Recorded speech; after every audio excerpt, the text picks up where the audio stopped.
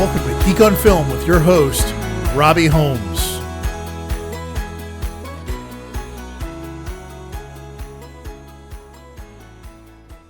Hey there, folks. This is going to be another week of Robbie on his own. This week, we're going to focus on two films. We're going to focus on The Mother, and we're going to focus on Air as the main review. So this is going to be a very Bennifer-focused episode. Sorry that we didn't release an episode last week. Things got kind of crazy in my day job, and I am looking forward to hopefully next week catching up on all the television that has been going on, including hopefully the finales of both Yellow Jackets and Secession. We have lots to catch up on there, but I wanted to get something out and put it in the feeds that would be useful to you right now, because these two films are both available on streaming services. So The Mother is available on Netflix and Air is available on Amazon Prime. And I wanted to make sure that those reviews were in your ear holes, so that way you had an opportunity to make a decision about whether or not you wanted to spend the time, energy, and effort to watch these two films. The TLDR is probably yes to one and probably no to the other, but you'll have to listen to find out. All right, we're going to jump over to our first film, The Mother, Jennifer Lopez's film on Netflix. That is an interesting starting point. So The Mother is the movie that bases around our friend Jennifer Lopez. So she is an unnamed U.S. Military operative who eventually is trained by an SES soldier and eventually becomes a sort of go-between in arms smuggling and with a person named Hector Alvarez. So our SES soldier is Adrian Lavelle, who is a trainer of Jennifer Lopez's character. And he is played by Joseph Fiennes. And then we have Hector Alvarez, who's the arms dealer who's looking to buy the arms, and that's Gail Garcia Bernal. She ends up in a relationship with the two of these men and becomes pregnant. So she's romantically involved with both of them, and they don't know who the father of the child is. She doesn't allude to who the father of the child is. After the mother realizes that our friend Gail Garcia Bernal's character, Hector Alvarez, is involved with some child trafficking, she decides to go to the FBI and become an informant, where she's being eventually interviewed by a FBI agent called William Cruz, who's played by Omari Hardwick, and all hell breaks loose. She eventually gets attacked, is defending herself, saves the life of this FBI agent, and eventually gets stabbed in the stomach while she's very pregnant in a slow reveal. So we then see her interacting with the FBI, talking about giving up her parental rights, and she eventually agrees to do that as long as the child can have the most boring life of all time, basically, nothing to do with her, and that she'll be kept in the loop in case anything happens. And then we cut to sort of Jennifer Lopez's character living in Alaska, off the grid, living her life. And she eventually gets reached out to by Special Agent William Cruz because something has gone sideways. The ATF had busted some of Alvarez's men in Mexico City and found a picture of her daughter, which she didn't know anything about, and her name is Zoe.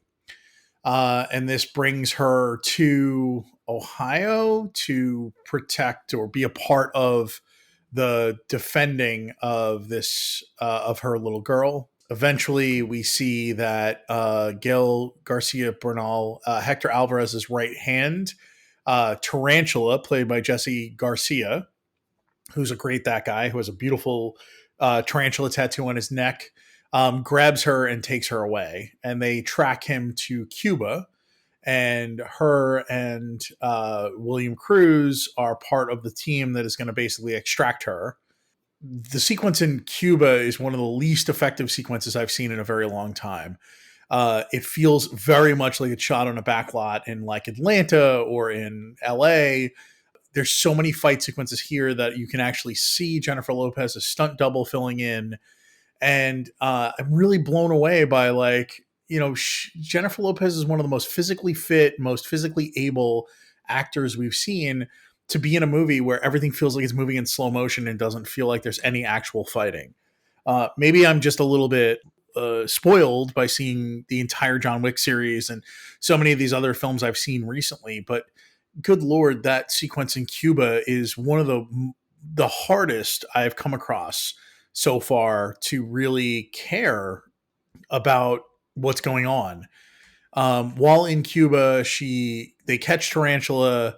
He reveals where Hector's house is, and it's on a place called the Plantation, where they infiltrate and they get Zoe, her daughter, out, and she hands off Zoe back to William Cruz, and she goes back and eventually kills Hector Alvarez. They take Zoe back home. At this point, they can't take her back to Ohio because it's not going to be safe for her. So she eventually takes, in the process, we realize that Adrian Lavelle, who's played by Joseph Fiennes, is now on the hunt looking for her. And in the process of taking her back to Ohio, he figures out what's going on and somehow gets some information and then kills William Cruz. So Omari Hardwick's character, that was sort of a potential love interest slash good guy who was helping out the mother and Zoe and had always checked on her. And we then see Zoe and the mother head back to Alaska, where Zoe is told very pointedly, like, you're here for some survival training. I need to make sure you're going to live. This is where the movie sort of gets repetitive. Eventually, you see Zoe make a mistake. She gets bit by a wolf, that she needs some help. She needs some medical attention, tells her real name. This leads to Adrian Lavelle finding her and bringing like a battalion of military hired military guns to come and find her. They eventually separate. You see Lavelle and the mother together driving away, and Zoe eventually shoots and snipes. This movie is really not great. The mother eventually kills all of Lavelle's men before facing him. While she's knocked out, Lavelle grabs Zoe and speeds away. The mother snipes and kills him. Yeah, all of her former allies are dead. Now mother can return Zoe back to her adopted family, but she stays in Ohio and can watch over her while things are going on. This movie, in my opinion, was one of the worst movies I've seen this year. It is 100% a waste of the talents of all the actors that are a part of this. This feels 100% like a script needed like 2 or 3 more run throughs, and they needed to hire a slightly better fight choreographer to make this feel more realistic. There are some sequences that feel really polished, and there are some sequences that feel very under polished. I don't know if it's second unit stuff, if it's... I'm very confused by why this movie didn't work. You have too many good actors, too many actors of note that should be able to pull this off, that this movie just felt like a mess.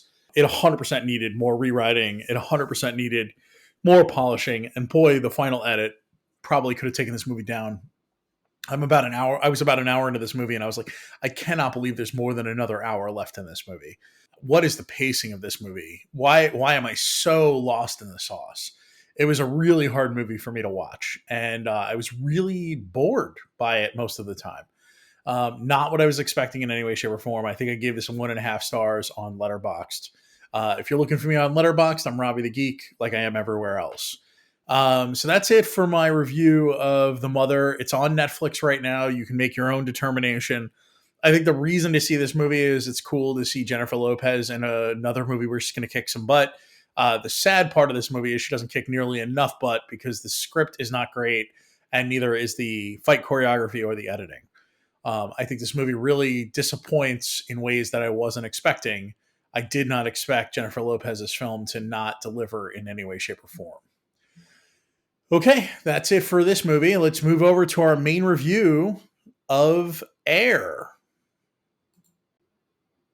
So, Air, our main review this week, is the story of Nike in 1984 being in a position where their entire shoe division was for basketball was about to be shut down, and we open with Sonny Vaccaro, who is the basketball talent scout for Nike, going out and trying to find someone to become the face of the basketball division. He's tasked with finding three or four possible people, and in the end, he feels like Jordan is the right guy. So he goes back to Rob Strausser, who is the VP of marketing, who's played by Jason Bateman. And you have this really fun moment where he's going back and forth and he's like, you want to give all the money to one guy? And he's like, yeah. And he's like, well, what do you have to offer? And he's like, well, our basketball division's pretty terrible. So you get this great moment of him being like, I don't know that I love it. It's not like my favorite pitch, but that really leads to that is the tone and tenor of most of what we're seeing here in this movie. So we see an awful lot of what leads Sonny Vaccaro to feeling like our friend Jordan is the right person to lead up the face of this basketball division. And they're one of three main competitors going after Jordan. So you've got Converse, which has the top three basketball players of the time period.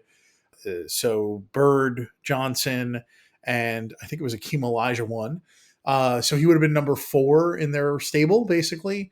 And you had Adidas, who was really new and trying to break into the space. They had a lot of money, but they were the cool company. Everybody was wearing their shoes and their tracksuits, and everybody really wanted to get in business with them.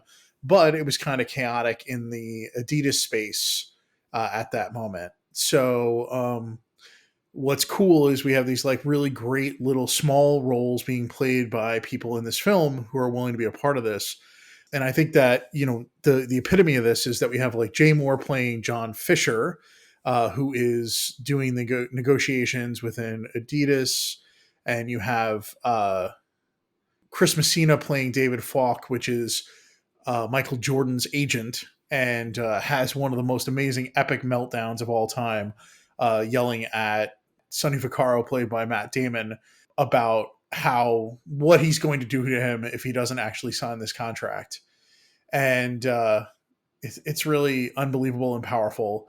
Eventually, Sonny talks to Jordan's Olympic coach, George Reveling, who is played by Marlon Wayans, and he reminds him that sort of everything in his family and most of these families goes through the mother. So he eventually decides to travel directly to North Carolina to meet up with the Jordans.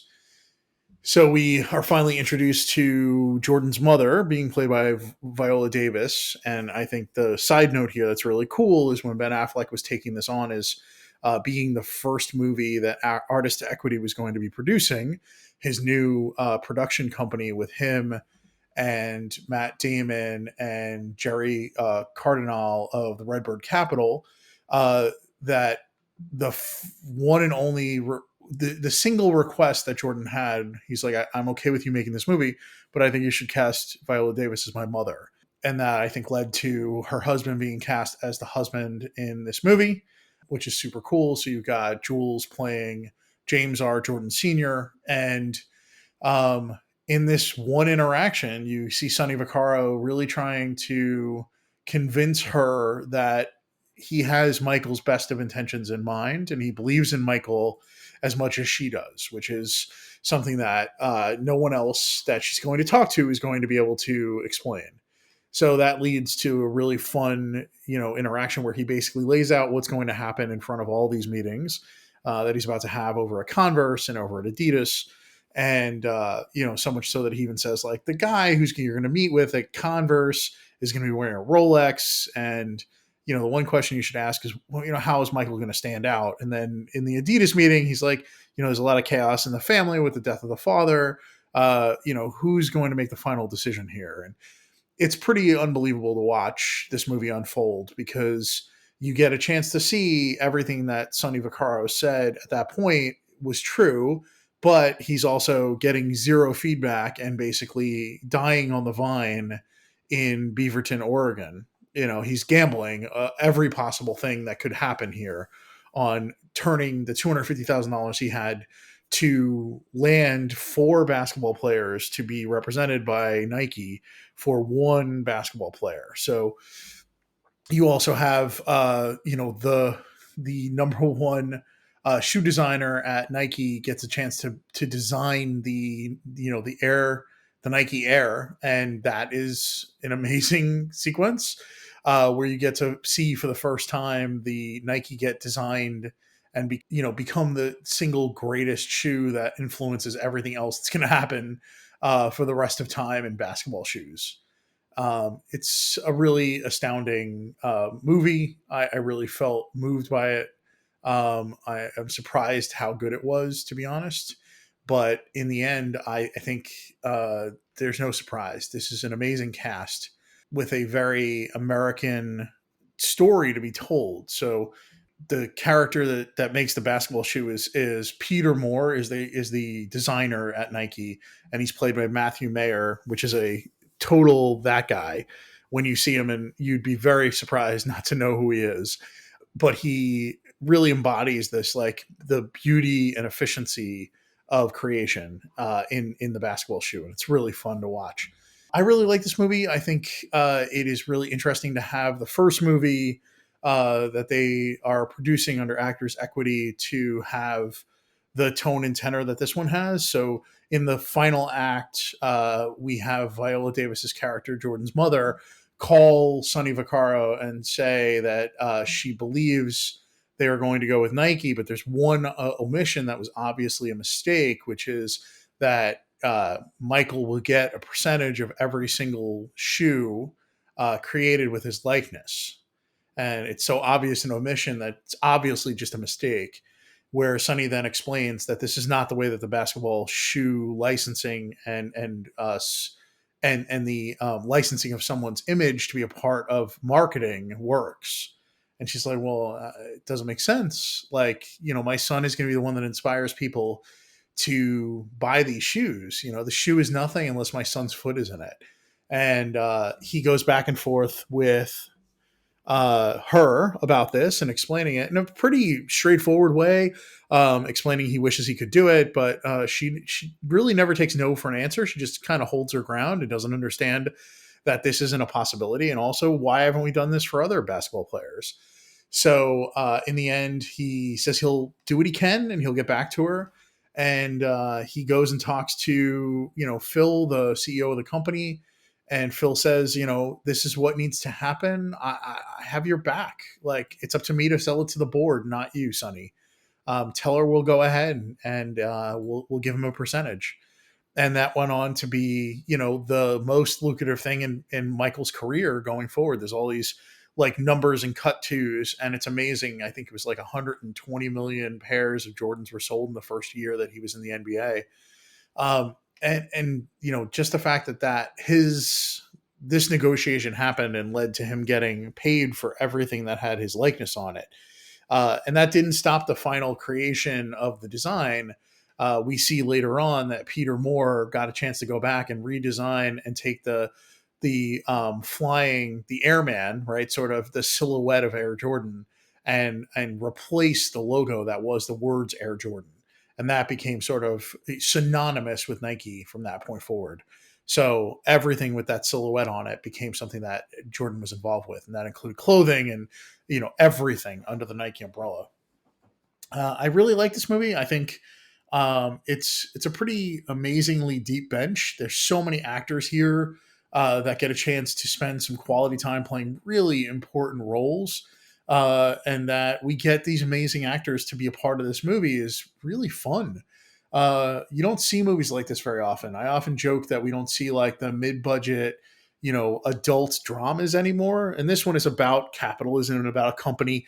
And you have to reckon with that. Like, this is a movie that we're cheering the creation of the Air, the Nike Air.